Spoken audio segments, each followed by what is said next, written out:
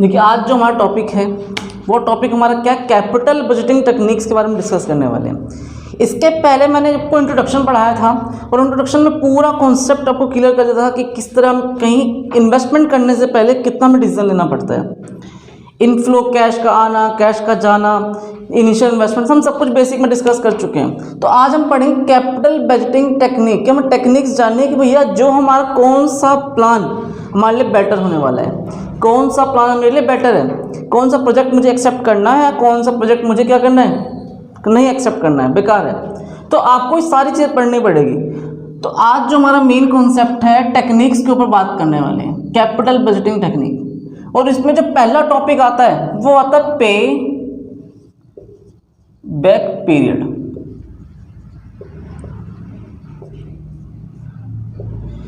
देखिए पे back period होता क्या है। सपोज मान लो मैं इन्वेस्टर हूं, मैंने पैसा इन्वेस्ट किया 10 लाख रुपए, तो मेरे अंदर मेरी मेंटलिटी पहले क्या होगी, पहले मेरे मन में क्वेश्चन क्या आएगा कि भैया मैंने 10 लाख तो इन्वेस्ट कर दिया, वो कितने साल में रिटर्न आ जाएगा। कॉमन सी बात है, अगर आप पैसा कहीं इन्वेस्ट करते हो, कहीं ना कहीं पैसा लगाते हो, तो क्या सोचते हो मन में कि कितने साल में आपका पैसा वो रिटर्न हो जाए, कवर अप हो जाए। आपके मन में पहला क्वेश्चन यही आने वाला है। आपके सामने 4 प्रोजेक्ट है, एक प्रोजेक्ट में पैसा 3 साल में रिटर्न हो जाता है, एक में 5 साल में, एक में 7 और एक में 2.5। तो क्या कहोगे कि सर 2.5 साल वाला बढ़िया प्लान लगता है मुझे। क्यों? 2.5 बहुत जल्दी पैसा रिकवर हो रहा है, जितना पैसा मैंने लगाया 2.5 साल में वापस आ गया। कोई डाउट? आपके मन में पहला क्वेश्चन क्या है कि सर 2.5 साल, रीज़न क्योंकि उसमें बहुत जल्दी पैसा आ रहा है। तो इन्वेस्टर के मन में यही क्वेश्चन रहता है कि जितनी जल्दी पैसा आ जाएगा उतना बढ़िया रहेगा, ताकि नए प्रोजेक्ट के लिए पैसा लगाया जा सके। तो यहाँ पर यही कॉन्सेप्ट बताता है पे बैक पीरियड, कि कितने टाइम में आपका पैसा जल्दी से जल्दी आ रहा है। सपोज आपको मैं एग्जांपल देता हूँ, ईयर 0, आज आपने 1 लाख रुपए इन्वेस्ट किया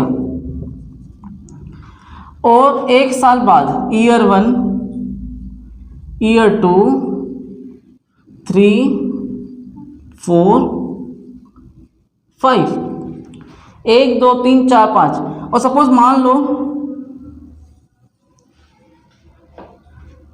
आपके पास 25,000 इधर आ गए। मान लो छोटा एग्जांपल,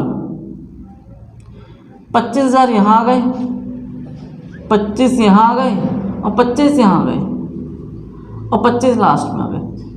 वैसे ऐसा होता नहीं है पॉसिबल, लेकिन मैं बता दी एग्जांपल पर, दूसरा एग्जांपल भी समझाऊंगा इसके अकॉर्डिंग। आपने क्या फील किया, क्वेश्चन करता भैया 25,000 पे आपका हर साल क्या आ रहा है, इनफ्लो। क्या आ रहा है बेटा? इनफ्लो, पैसा वापस आ रहा है। और ये क्या था आपका? आउटफ्लो, पैसा लगाया था आपने, ये पैसा जा रहा है और इतना पैसा आ रहा है। कितना पैसा आ रहा है? 25 गिनो, 1 साल, 2 साल, 3 साल, 4 साल। 4 साल में आपकी कहानी खत्म। क्या कहानी खत्म? 4 साल के बाद आपका पैसा जितना आपने लगाया था कंप्लीट हो जाएगा। कोई डाउट यहाँ तक? अब खुद फील करो, 25 दूनी 25, 25, 50, 75 और 25, 1 लाख। तो आपने क्या बोला कि सर जो मेरा पे बैक पीरियड आना चाहिए भैया वो 4 साल है, क्योंकि 4 साल में मेरा पैसा रिटर्न आ गया है। लेकिन इतना इजी बात नहीं है, ऐसा नहीं कि हर बार बिल्कुल इक्वल अमाउंट दे देकर आप इजीली निकाल लेंगे। तो कैसे डिफरेंट अमाउंट्स में डिफरेंट प्रोजेक्ट में कैसे जज किया जाता है वो पढ़ते हैं। तो सबसे पहले इसकी छोटी सी डेफिनेशन लिखेंगे। चलिए डेफिनेशन क्या कहता है, इट इज एक छोटी सी लाइन लिखते हैं इसके बारे में। It is the time period, एक टाइम पीरियड है with in which investment made by investor comes back.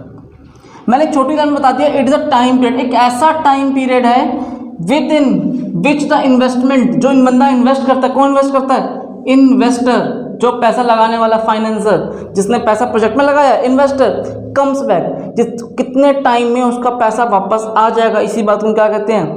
पे बैक पीरियड कहते हैं। तो ये एग्जांपल बिल्कुल बेसिक था, छोटा सा था, और डेफिनेशन मैंने छोटी सी लिखवा दी है। अब थोड़ा सा डिफरेंट वाला इसका लॉजिक पढ़ते हैं, वो कैसे करेंगे। सपोज छोटा सा एग्जांपल लेंगे, मैंने लिया प्रोजेक्ट 1 एक लेता हूं मैं यहाँ पर प्रोजेक्ट 2 और एक लास्ट में प्रोजेक्ट 3। बस 3 प्रोजेक्ट के एग्जांपल्स ही आपको समझ में आ जाएगा सब कुछ। ईयर 0, 1 2 3 4 5। आपने पैसा इन्वेस्ट किया कितना? 1 लाख रुपए। ये आपको क्या दे रखा है? आउटफ्लो। और आपके पास आया कितना कितना? इनफ्लो। सपोज मान लो 20,000, ये इनफ्लो है। 20,000 मान लो, यहाँ 30,000, यहाँ फिर 15,000, यहाँ 20,000, यहाँ 30,000। ऐसे प्रोजेक्ट 2 में ध्यान देना। ईयर 0, 1 लाख का यहाँ पे भी इन्वेस्टमेंट है, इनफ्लो है। आउटफ्लो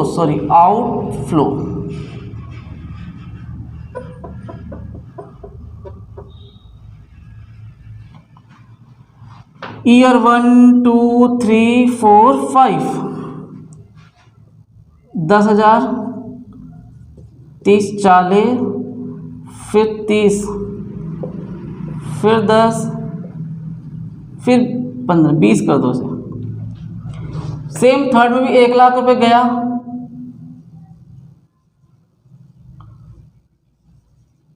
ईयर 0, फिर 1 2 3 4 5, इनफ्लो 10 30 40,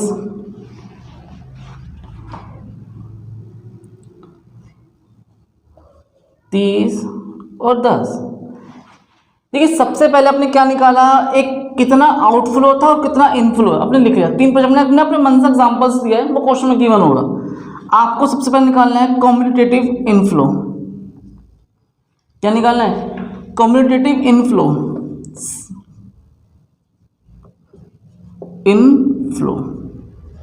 वही बात यहां भी करनी है, इनफ्लो कम्यूटेटिव इनफ्लो। देखो ध्यान दे, जैसे आपने इकोनॉमिक्स में सीखा था सेम वैसे ही लॉजिक। 20,000 का 20,000, 20 + 30 50 और 15 45, 45 और 20 45 और 20 65 और 30।